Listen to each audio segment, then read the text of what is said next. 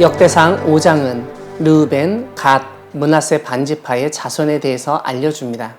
이 세 지파는 우리가 잘 알듯 요단 동편에 자리를 잡았던 지파들입니다. 오늘 본문 첫 부분은 르우벤 자손을 알려줍니다. 르우벤은 원래 이스라엘의 장자였지만 장자의 명분을 잃게 된 사건을 언급합니다. 아버지의 침상을 더럽혔다고 하는데 이것은 창세기 35장에 나오는 아버지의 첩이었던 빌하와의 동침 사건을 의미합니다. 그래서 그 장자의 명분이 요셉에게 돌아갔다고 설명합니다. 하지만 역대기 저자는 요셉 지파를 장자로 먼저 다루지 않고 오히려 유다 지파를 먼저 다루고 그것도 2장부터 4장까지 3장에 걸쳐 길게 다루었습니다. 이런 역대기 저자의 의도가 2절에 그대로 드러나는데 유다는 형제보다 뛰어나고 주권자가 유다에게서 났다는 것입니다. 여기서 우리가 주목할 것은 역대기 저자가 왕을 의미하는 히브리어 멜렉을 사용하지 않고 주권자를 뜻하는 나기들을 사용하고 있다는 점입니다.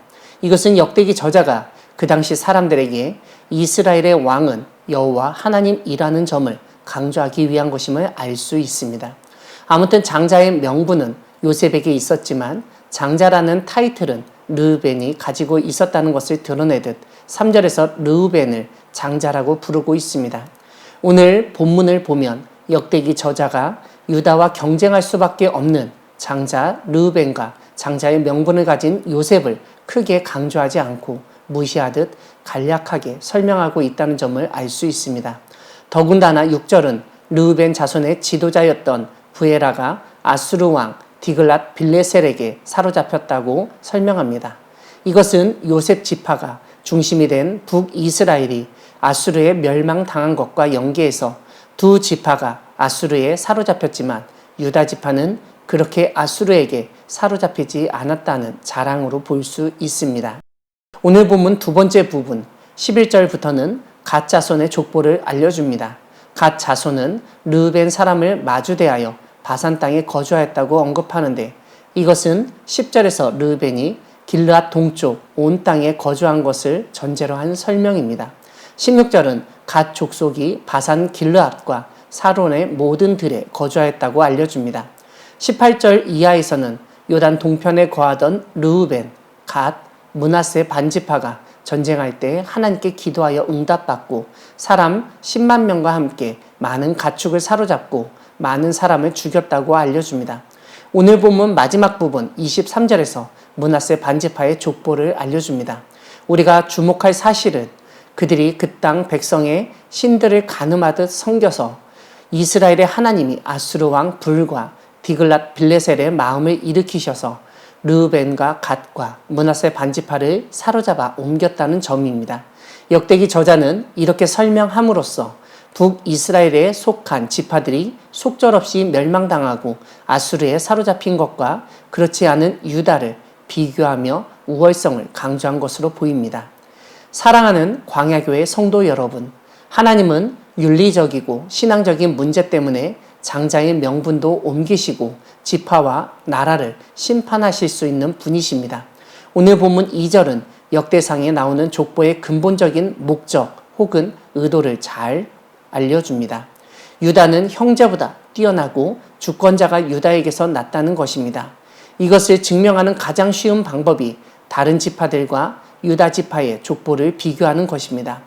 유다 아닌 다른 지파들이 기업으로 받은 땅에서 어떻게 생활했고 마지막에 어떤 모습이었는지를 보여줌으로써 유다 지파의 우월성 혹은 차별성을 부각시키려 했던 것입니다. 오늘 본문에서 언급한 것처럼 유다가 다른 형제들보다 뛰어나고 주권자, 즉 이스라엘의 지도자가 유다 지파 출신이라는 것이 너무나 중요했습니다. 이러한 사실을 알리기 위해서 오늘 본문에서는 르우벤과 갓 그리고 므낫세의 반지파의 자손들이 언급됩니다.